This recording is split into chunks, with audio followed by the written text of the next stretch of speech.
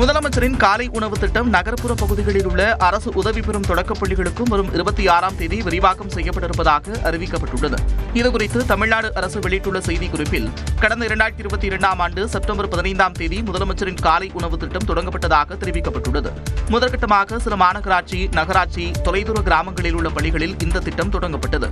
தொடர்ந்து 2023ஆம் ஆண்டு ஆகஸ்ட் மாதத்திலும் 2024ஆம் ஆண்டு ஜூலை மாதம் 15ஆம் தேதியும் இந்த திட்டம் விரிவாக்கம் செய்யப்பட்டது. அதன்படி அரசு தொடக்கப் பள்ளிகளிலும் கிராமப்புற அரசு உதவி பெறும் பள்ளிகளிலும் இந்த திட்டம் தொடங்கப்பட்டது. இந்நிலையில் வரும் 26ஆம் தேதி சென்னை மயிலாப்பூரில் உள்ள புனித சூசையப்பர் தொடக்கப் பள்ளியில் இந்த திட்டத்தை முதலமைச்சர் மு க ஸ்டாலின் விரிவாக்கம் செய்து வைக்க இருப்பதாக அறிவிக்கப்பட்டுள்ளது.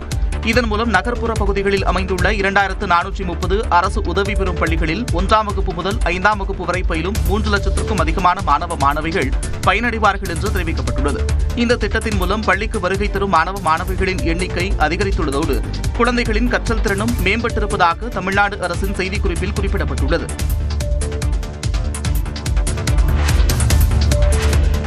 நாடாளுமன்ற மழைக்கால கூட்டத்தொடரில் எதிர்க்கட்சிகளின் அமளிக்கு நடுவே மக்களவையில் 12 மசோதாக்களும் மாநிலங்களவையில் 15 மசோதாக்களும் நிறைவேற்றப்பட்டுள்ளன. கடந்த மாதம் 21ஆம் தேதி கூட்டத்தொடர் தொடங்கிய நாள் முதல் ஆபரேஷன் சிந்தூர் விவகாரம், பீகாரில் சிறப்பு தீவிர வாக்காளர் பட்டியல் திருத்தம் உள்ளிட்டவை குறித்து விவாதிக்க வலியுறுத்தி எதிர்க்கட்சிகள் அமளியில் ஈடுபட்டதால் இரு அவைகளும் தொடர்ந்து ஒத்திவைக்கப்பட்டன. இதையடுத்து ஜூலை 28 மற்றும் 29 ஆகிய தேதிகளில் ஆபரேஷன் சிந்தூர் தொடர்பான சிறப்பு விவாதம் நடந்தது. இதற்கு பிரதமர் மோடி அவையில் பதிலளித்தார். எனினும் பீகார் வாக்காளர் பட்டியல் சிறப்பு தீவிர திருத்தம் பற்றி விவாதிக்க கோரி தொடர்ந்து அவை நடவடிக்கைகளில் எதிர்க்கட்சிகள் அமளியில் ஈடுபட்டு வந்தன. இதனால் தொடர் முடக்கத்திற்கு மத்தியில் இரு அவைகளிலும் மழைக்கால கூட்டத்தொடர் வியாழக்கிழமை நிறைவடைந்தது. எதிர்க்கட்சிகளின் அமளிக்கு மத்தியில் தீவிர குற்றச்சாட்டுகளுக்கு உள்ளாகும் பிரதமர், முதலமைச்சர்கள், அமைச்சர்கள் ஆகியோரை பதவி நீக்கும் மசோதா, ஆன்லைன் சூதாட்ட தடை மசோதா உட்பட 14 மசோதாக்கள் அறிமுகப்படுத்தப்பட்டு 12 மசோதாக்கள் மக்களவையில் நிறைவேற்றப்பட்டன. மாநிலங்களவையை பொறுத்தவரை முதல் நாளை தவிர்த்து மற்ற நாட்களில் தாக்கல் செய்யப்பட்ட அனைத்து மசோதாக்களும் சில விவாதங்களுக்கு பிறகும் எதிர்க்கட்சிகள் வெளிநடப்புக்கு பிறகும் நிறைவேற்றப்பட்டன. கூட்டத்தொடரின் தொடக்கத்தில் 120 மணி நேரம் விவாதம் நடத்த முடிவு செய்ததாகவும், ஆனால் தொடர் அமளியால் 37 மணி நேரமே விவாதம் நடந்ததாகவும் மக்களவை சபாநாயகர் ஓம் பிர்லா விளக்கமளித்தார். उपसभापति महोदय, दूसरा सेगमेंट है ऑनलाइन सोशल गेम्स. हम सबके जीवन में है, सॉलिटेयर है, चेस है, सुडोकू है, रिक्रिएशन के लिए खेला जाता है. ஆன்லைன் சூதாட்ட விளையாட்டுகளுக்கு தடை விதிக்கும் மசோதா எதிர்க்கட்சிகளின் அமளிக்கு நடுவே மாநிலங்களவையிலும் குரல் வாக்கெடுப்பு மூலம் நிறைவேற்றப்பட்டது. ஆன்லைன் சூதாட்ட தடை மசோதாவுக்கு மத்திய அமைச்சரவை ஒப்புதல் வழங்கிய நிலையில் புதன்கிழமையன்று மக்களவையில் மத்திய தகவல் மற்றும் ஒலிபரப்புத்துறை அமைச்சர் அஸ்வினி வைஷ்ணவ் தாக்கல் செய்தார். அப்போது பீகாரின் சிறப்பு தீவிர வாக்காளர் பட்டியல் திருத்தம் உள்ளிட்ட பல்வேறு விவகாரங்களை எழுப்பி எதிர்க்கட்சிகள் அமளியில் ஈடுபட்ட நிலையில் மசோதா நிறைவேற்றப்பட்டது. இந்த நிலையில் மாநிலங்களவையில் ஆன்லைன் சூதாட்ட தடை மசோதா வியாழக்கிழமை தாக்கல் செய்யப்பட்டது. அப்போது எதிர்க்கட்சிகள் அமளியில் ஈடுபட்ட போதிலும் குரல் வாக்கெடுப்பு மூலம் நிறைவேற்றப்பட்டது. இதனைத் தொடர்ந்து மசோதா குடியரசுத் தலைவருக்கு அனுப்பப்படும். அவரின் ஒப்புதலுக்கு பிறகு சட்டம் அமலுக்கு வரும். அதன்படி ஆன்லைன் சூதாட்ட விளையாட்டுகளில் ஈடுபடும் அல்லது அதற்கு ஏற்பாடு செய்யும் நிறுவனங்களுக்கு 3 ஆண்டுகள் வரை சிறை தண்டனை அல்லது 1 கோடி ரூபாய் வரை அபராதம் அல்லது இவை இரண்டும் விதிக்கப்படும். ஆன்லைன் சூதாட்ட விளையாட்டுகளை விளம்பரப்படுத்தினால் 50 லட்சம் ரூபாய் அபராதம் அல்லது 2 ஆண்டுகள் வரை சிறை தண்டனை விதிக்கப்படும். பாஜக பூத் கமிட்டி முகவர்கள் மாநாட்டில் பங்கேற்பதற்காக உள்துறை அமைச்சர் அமித்ஷா இன்று நெல்லை வருகிறார். கேரளாவில் இருந்து தூத்துக்குடிக்கு விமானத்தில் வரும் அமித்ஷா அங்கிருந்து ஹெலிகாப்டர் மூலம் பாளையங்கோட்டை ஆயுதப்படை மைதானத்திற்கு வருகிறார். திருநெல்வேலியில் உள்ள தமிழ்நாடு பாஜக தலைவர் நயினார் நாகேந்திரன் வீட்டில் அமித்ஷாவுக்கு தேநீர் விருந்து அளிக்கப்படுகிறது. தொடர்ந்து மாலை 3:30 மணிக்கு நெல்லை தச்சநல்லூர் பகுதியில் நடைபெறும் பாஜக பூத் கமிட்டி முகவர்கள் கூட்டத்தில் பங்கேற்று அமித்ஷா பேசுகிறார். இந்த மாநாட்டில் நெல்லை, தூத்துக்குடி, கன்னியாகுமரி, விருதுநகர், தென்காசி உள்ளிட்ட 5 நாடாளுமன்ற தொகுதிகளில் உள்ள 28 சட்டமன்ற தொகுதி பூத் பொறுப்பாளர்கள் பங்கேற்கின்றனர். அமித்ஷாவின் நெல்லை வருகையொட்டி நெல்லை மாநகர காவல் ஆணையாளர் சந்தோஷ் ஹாதிமணி தலைமையில் 1200 காவலர்கள் பாதுகாப்பு பணியில் ஈடுபடுத்தப்பட்டுள்ளனர். நெல்லை மாநகர பகுதிகளில் ட்ரோன் பறக்கவும் தடை விதிக்கப்பட்டுள்ளது. தமிழ்நாடு வேளாண்மை பல்கலைக்கழகத்தில் டிப்ளமோ படிப்பில் சேருவதற்கு விண்ணப்பிக்கலாம் என அறிவிக்கப்பட்டுள்ளது. கோவையில் இயங்கி வரும் தமிழ்நாடு வேளாண்மை பல்கலைக்கழகத்தில் வேளாண்மை, தோட்டக்கலை, வேளாண்மை பொறியியல் தொடர்பான பட்டய படிப்புகள் பயிற்றுவிக்கப்படுகின்றன. இவற்றில் சேர ஆன்லைன் விண்ணப்பங்கள் பெறப்படுவதாகவும் 29ஆம் தேதி வரை விண்ணப்பிக்கலாம் என்றும் அறிவிக்கப்பட்டுள்ளது. tnau.youcanapply.com என்ற இணையதளத்தில் விண்ணப்பிக்கலாம் என்றும் தெரிவிக்கப்பட்டுள்ளது. ஏற்கனவே தமிழ்நாடு வேளாண்மை பல்கலைக்கழகத்தில் பட்டப்படிப்பில் சேர விண்ணப்பித்து தரவரிசை பட்டியலில் இடம்பெற்ற மாணவர்கள் மீண்டும் விண்ணப்பிக்க தேவையில்லை என்றும், அவ்வாறு விண்ணப்பித்தால் விண்ணப்பம் நிராகரிக்கப்படும் என்றும் குறிப்பிடப்பட்டுள்ளது. மேலும் டிப்ளமோ மாணவர் சேர்க்கைக்கு தனியாக தரவரிசை பட்டியல் வெளியிடப்படும் என்றும் தெரிவிக்கப்பட்டுள்ளது.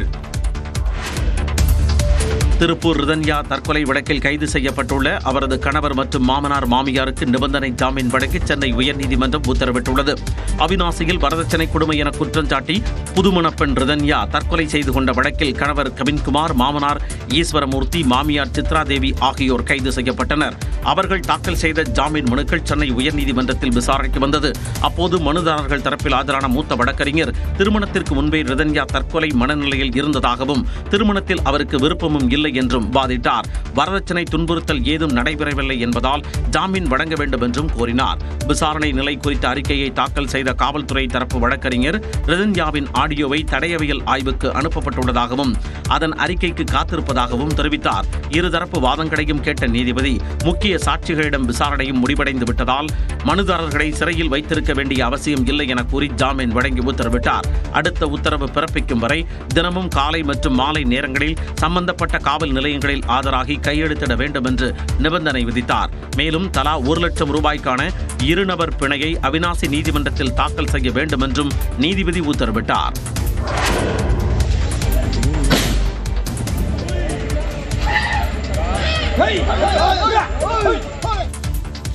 உடல்நலம் பாதிக்கப்பட்டு மயங்கிய தாய் யானைக்கு சிகிச்சை அளிக்கும் முன் அங்கிருந்து அப்புறப்படுத்த முயன்றதால் குட்டி யானை நடத்திய பாச போராட்டமே இந்த காட்சிகள். கொடைக்கானல் அருகே பள்ளங்கி கொம்பை பகுதியில் தனியார் தோட்டத்தில் உடல்நலம் பாதிக்கப்பட்ட பெண் யானை மயங்கி கீழே விழுந்த நிலையில் அருகே குட்டி யானை நடமாடி வந்தது குறித்து தகவலறிந்து வனத்துறையினர் விரைந்தனர். ஆனால் குட்டி யானை தாயிடம் யாரையும் நெருங்க விடாமல் பிளறியபடி இருந்தது.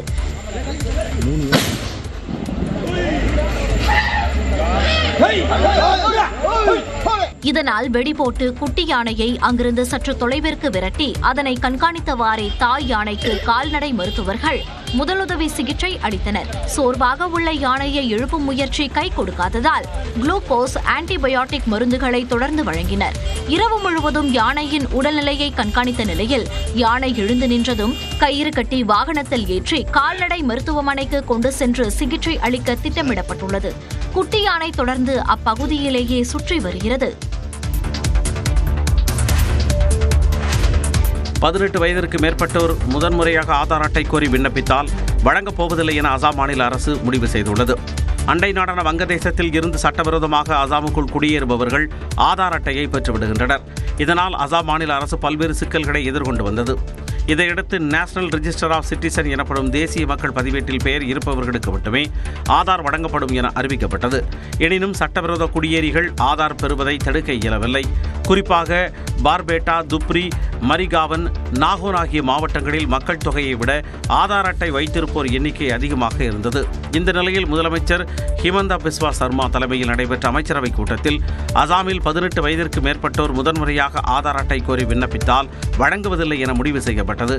அதே நேரத்தில் இது பட்டியல் மற்றும் பழங்குடி இனத்தவர்கள், தேயிலை தோட்ட தொழிலாளர்களுக்கு பொருந்தாது என தெரிவிக்கப்பட்டுள்ளது.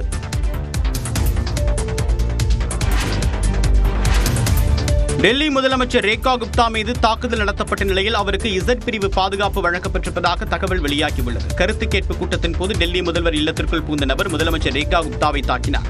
இதில் முதலமைச்சருக்கு காயம் ஏற்பட்ட நிலையில் தாக்குதல் நடத்திய குஜராத் மாநிலத்தை சேர்ந்த ராஜேஷ் பாய் கிம்ஜியை காவலர்கள் கைது செய்தனர்.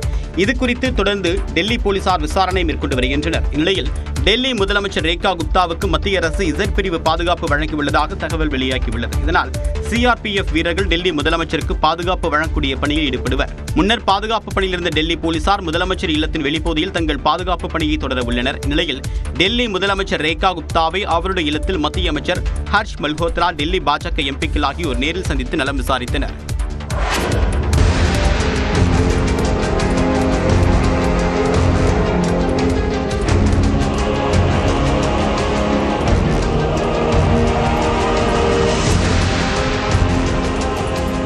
இது எதுவோ நிரம்பி தழும்பும் குளமோ குட்டையோ கிடையாது. குஜராத் மாநிலத்தில் உள்ள போர்பந்தரின் பிரதான சாலைகள்தான் இவை.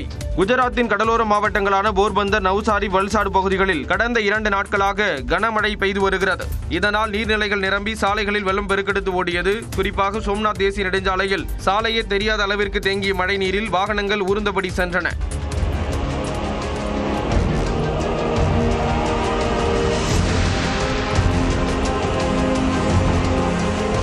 இதேபோன்று துவாரகாவில் பல்வேறு வீடுகளை வெள்ளம் சூழ்ந்த நிலையில் மாநில பேரிடர் மீட்புக் குழுவினர் மீட்பு பணியில் ஈடுபட்டனர்.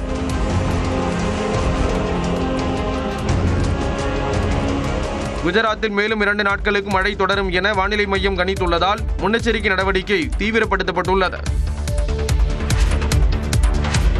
மத்திய அரசின் ஜிஎஸ்டி வரிவிகித சீர்திருத்தத்திற்கு ஜிஎஸ்டிக்கான அமைச்சர்கள் குழு ஒப்புதல் அளித்துள்ளது.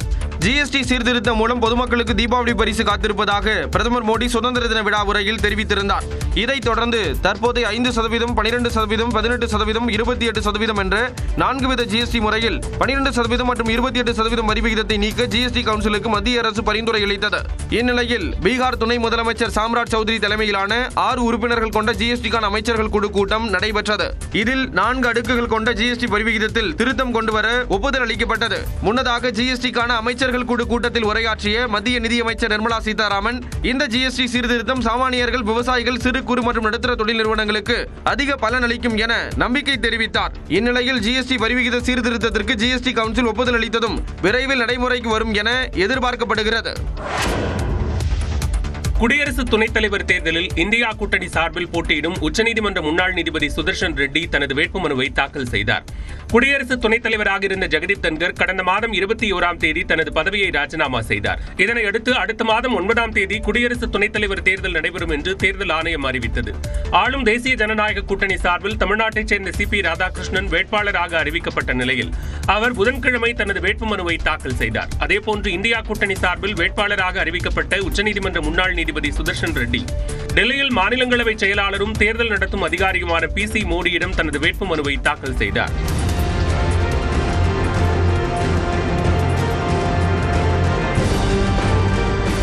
அப்போது காங்கிரஸ் தலைவர் மல்லிகார்ஜுன கார்கே, காங்கிரஸ் நாடாளுமன்ற குழு தலைவர் சோனியா காந்தி, மக்களவை எதிர்க்கட்சித் தலைவர் ராகுல் காந்தி, திமுக MP திருச்சி சிவா உள்ளிட்டோர் உடனிருந்தனர்.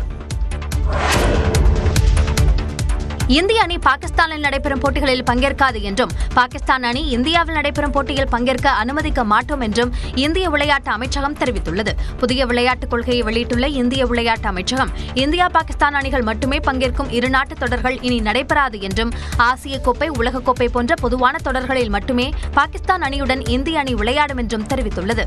இதன் மூலம் ஆசிய கோப்பை கிரிக்கெட் தொடரில் இந்தியா பாகிஸ்தான் அணிகள் மோதும் போட்டி நடைபெறுவது உறுதியாகியுள்ளது.